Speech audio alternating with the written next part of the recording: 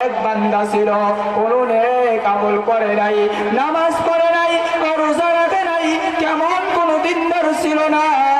ওই লোকটা যখন মৃত্যুবরণ করবে, মৃত্যুবরণ করার আগে নিজের বিবিকে বলে, ও আমার বিবি, তোমার পেটের ভিতরে আমার একটা বাচ্চা আছে, বাচ্চাটা যখন দুনিয়ার জমিনে আসবে তুমি মাদ্রাসায় দিয়ে দিও, বাচ্চাটা কোরআন পড়বে, আল্লাহ উসিলা করে আমাকে মাফ করে দিবে।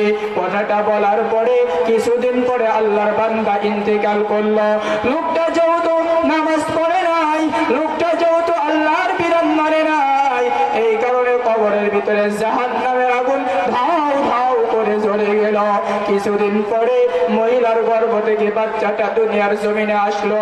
মহিলা বাচ্চা যখন কিছু বড় হয় চিন্তা করে, আমার স্বামী আমাকে ওসিয়ত করেছে তার বাচ্চাটা মাদ্রাসায় দেওয়ার জন্য, কাজে বাচ্চাটাকে মাদ্রাসায় দিতে হবে। চিন্তা করার পরে পাশের মক্তবে নিয়ে গেল। মক্তবে নেওয়ার পরে উস্তাদজিকে বলে, হুজুর আমার ছেলেকে আপনার হাতে তুলে দিলাম, আপনি দেখা রাখবেন। কথাটা বলার পরে ছেলেটাকে বলল কোরআন শেখানোর জন্য। আল্লাহ তাআলার বান্দা বাচ্চা বান্দি বাচ্চাটা দিয়ে আসার পরে ওলামা যিনি ছিলেন আলেম, উনি পড়াইতেছে, বাবা তুমি পড়ো বিসমিল্লাহির রহমানির রহিম। বাচ্চাটা পড়ে বিসমিল্লাহির রহমানির রহিম। বাচ্চা যেরকম এভাবে বিসমিল্লাহ পড়ে, আমার আল্লাহ তাআলা বলেন, ও ফেরেশতারা, তার বাবার কবরের ভিতরে আযাব হয়, সাবধান, আর আযাব দিবি না।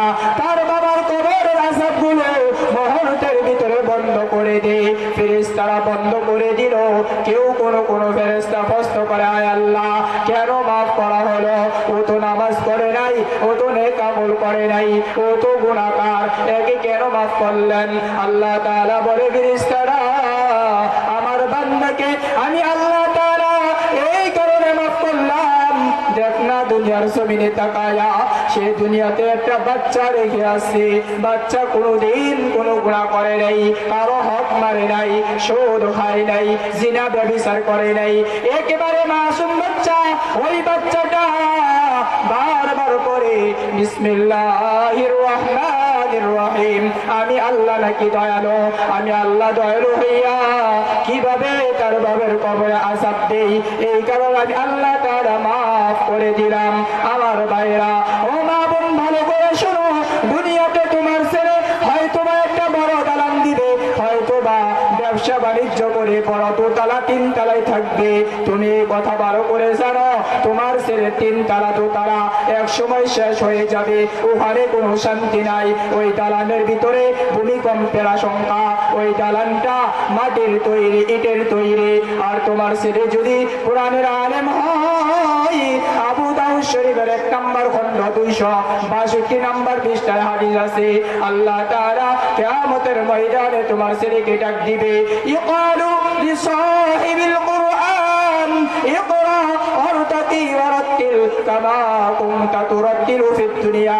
ও হাফেজে কোরআন, কোরআন শরীফ পড় আর ঘর বানাইতে থাক, কোরআন শরীফ পড় আর চড়তে থাক। আল্লাহ তাআলা কম বেশি 6666 তলা বিশিষ্ট এমন একটা ঘর দিবে, যেই ঘরের একটা ইট হবে স্বর্ণের, আর একটা ইট হবে রূপার, একটা যেই মাটিগুলো হবে জবরদস্ত পাথরের, মেশক আম্বরের। ওই ঘরের ভিতরে ভূমিকম্পের আশঙ্কা নাই, ওই ঘরের ভিতরে মরার আশঙ্কা নাই।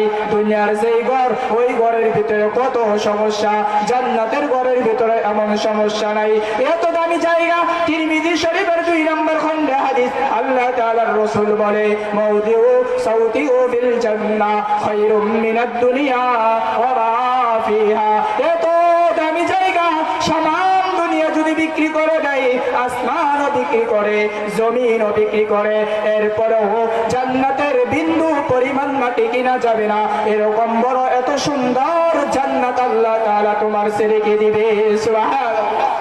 এই কারণে আমাদের জন্য উচিত নিজেকে গর্ববোধ করা, নিজের জীবনটাকে ধন্য মনে করা যে আমার ছেলে কোরআনের আলিম, আমার ছেলে মাদ্রাসায় পড়তেছে, আমি পড়াইতেছি।